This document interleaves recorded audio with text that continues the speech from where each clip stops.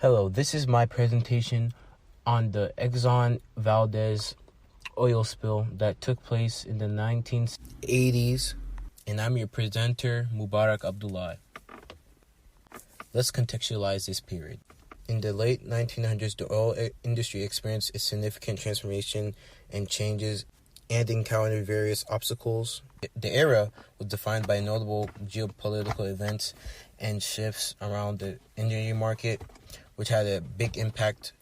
The oil crisis in 1973 triggered the oil embargo that resulted in a sharp rise in oil prices and kind of highlighted the vulnerability of oil importing countries like the USA. In response, there was a large surge of exploration of the product to find other places where they could get it, and for solar energy to get introduced, like a self-sufficient energy. Because of the oil crisis, a lot of other countries like in the Middle East gained a lot of substantial influence over the global prices of oil, like the Middle East countries like Saudi Arabia, Qatar, and United Emirates. So this is the reason why they have a lot of money and they can do a lot of stuff nowadays, like doing a lot of sport events and stuff like that. And also they were able to have a better refining process to get better oil, which was hurting the environment.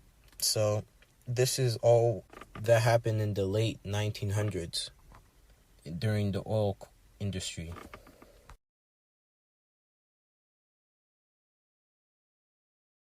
The cause. These are the main causes that really caused the spill. Exxon failed to address an issue in the malfunctioning radar, which was already broken and not in great condition. Second, the captain on board was drinking a lot of alcohol, and this was not in a blue moon type of incident where he would be drinking 3 years prior to this incident.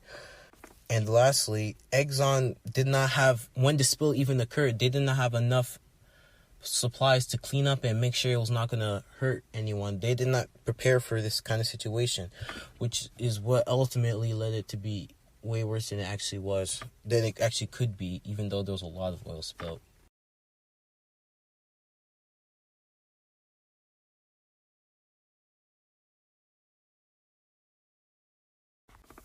The incident. The oil tanker Exxon Valdez ran aground on March 24th, 1989 in Prince William Sound, Alaska, causing a massive spill of 11 million gallons of oil. This incident, which occurred in an ecological sensitive area during a critical season, became one of the largest environmental disasters in the world and the USA. In 1991, the spill was the largest in U.S. history. This challenged the preparedness and the responsibility that local and national industry organizations had. The cleanup efforts were complicated by various factors, including the size of the spill and its remote location, especially being in Alaska. They were only able to get there by helicopter and boat, which took a lot of time, especially if it was on boat. These challenges tested the existing plans and made the government and industry efforts to address this spill difficult.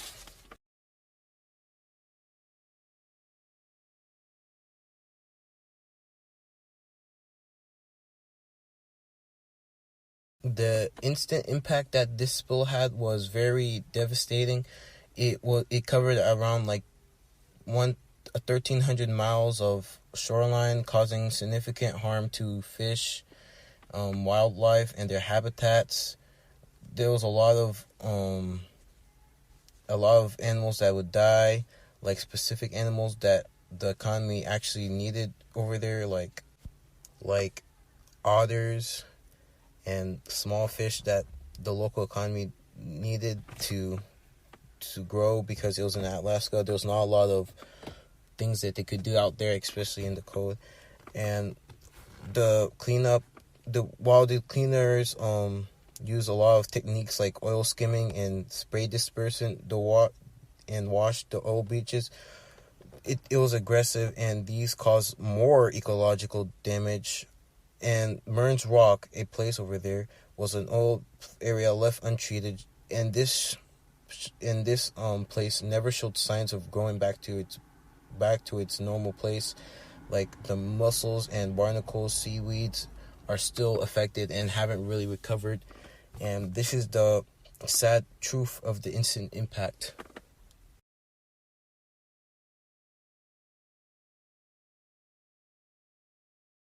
The aftermath was very sad, to be honest, because a lot of habitats in the Prince William Sound area was affected. 600 acres of land were being safeguarded through funds by the government. There was a lot of programs and restoration money that the government tried to do, and also monitoring. They tried to fund these areas so they can learn more and do more.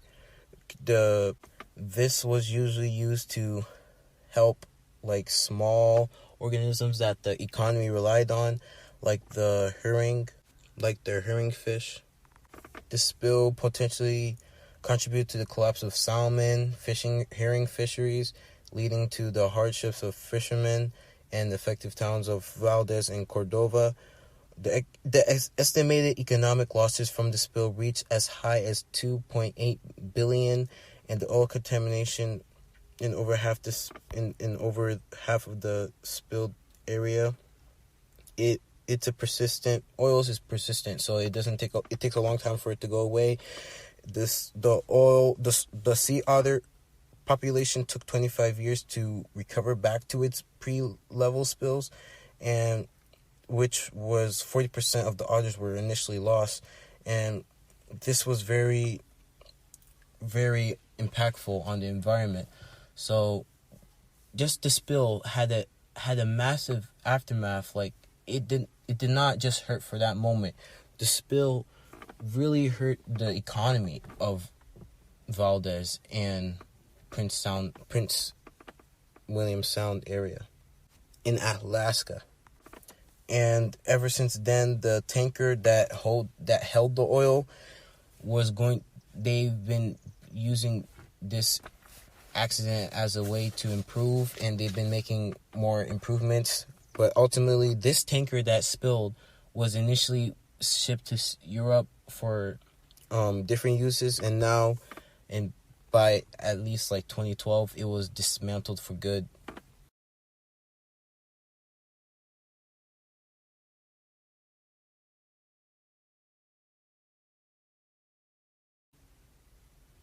The new regulations that was implemented after this spill was the Oil Pollution Act of 1990, which strengthened regulations on oil tank vessels and owners.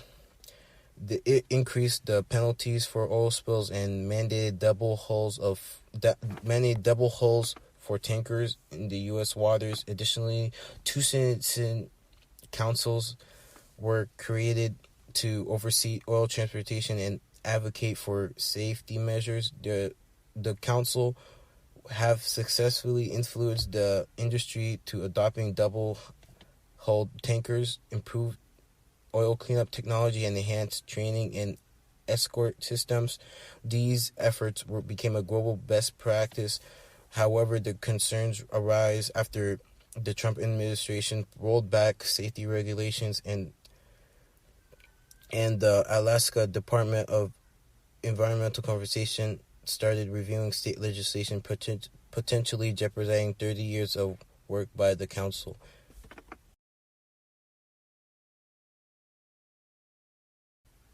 In conclusion, the Exxon Valdez oil spill teaches a lesson when ignorant people do not really care about if they make mistakes or not. These moments in time really affect the whole world. There's a lot of people that are now suffering because of this accident. Now there's a lot of people who are not going to have the same lives that they could have. And it destroyed the area, which was a place that the USA colonized for a reason. They had a lot of, and it was very useful. This moment and mistake should be used as a remembrance to not make these mistakes again and try to become better and have better regulations so these mistakes don't happen again. Because of this, there's going to be a whole population that are affected, and this cannot keep happening. Thank you very much for listening. I'm Mubarak Abdullahi from North Carolina, and hopefully you learned something new today.